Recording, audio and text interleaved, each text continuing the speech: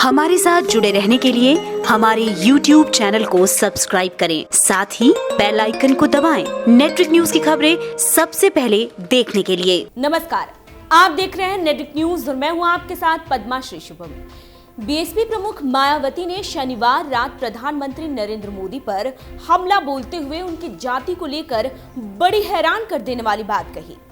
उन्होंने कहा कि नरेंद्र मोदी पहले अगड़ी जाति में आते थे, पर राजनीतिक लाभ के लिए और पिछड़ों का हक मारने के लिए अपनी अगड़ी जाति को पिछड़े वर्ग में शामिल करवा लिया था।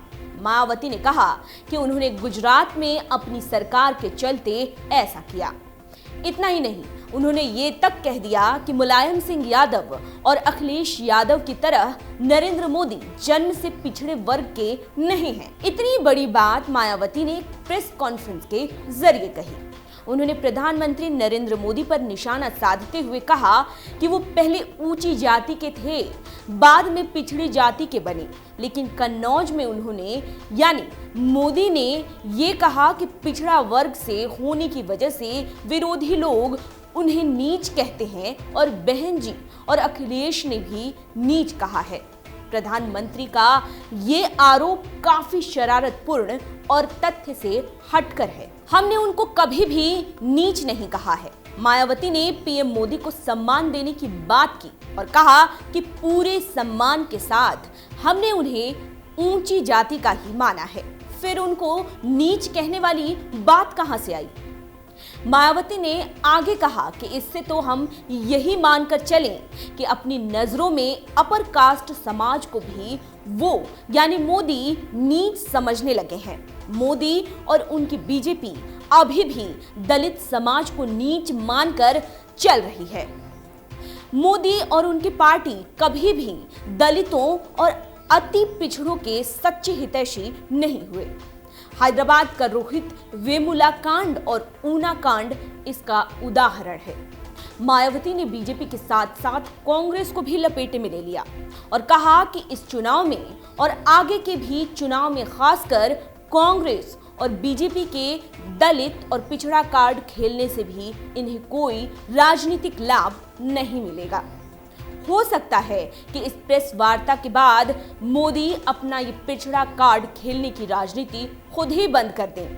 अब इनका जाति पाति जपना और दलितों और पिछड़ों का वोट हड़पना बिल्कुल भी चलने वाला नहीं है। मायावती मोदी को जाति के आधार पर घेरने के पूरे इंतजाम के साथ आई थी। मायावती ने आगे कहा कि भाजपा ने अपने 5 सालों के कार्यकाल में अपने चुनावी फायदों का जमीनी हकीकत में लगभग 1/4 हिस्सा भी कार्य पूरा नहीं कर पाई है, जिसकी वजह से खासकर उत्तर प्रदेश में अभी तक जो 3 चरण के चुनाव हो चुके हैं उसमें ये पार्टी इस बार बहुत पीछे रह जाएगी। शेष बचे चरणों में भी इस पार्टी का यही बुरा हाल होने वाला है, जिसको लेकर ये पार्टी बहुत मुश्किल में है।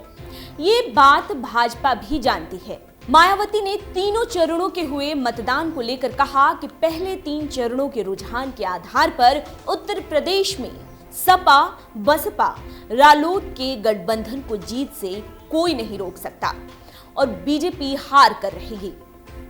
अब तक के मतदान में महागठबंधन को अच्छा समर्थन मिला और चौथा चरण भी गठबंधन का अच्छा रहेगा। पूरे देश की जनता सजग है और वोट देने से पहले ये सोच रही है कि 5 वर्ष में क्या वादे पूरे हुए जो करे गए। मायावती ने पीएम मोदी को जाति के आधार पर घेरने की भरपूर कोशिश की, साथ ही कांग्रेस पर निशाना साधने से भी नहीं चूकी। अब बस इंतजार है तो ये कि बीजेपी और कांग्रेस के खेमे से मायावती के इन बयानों पर क्या पलटवार आता है। अभी के लिए इतना ही। आप देखते रहिए नेटवर्क न्यूज। आप देख रहे हैं नेटवर्क न्यूज, साहस सच कहने का।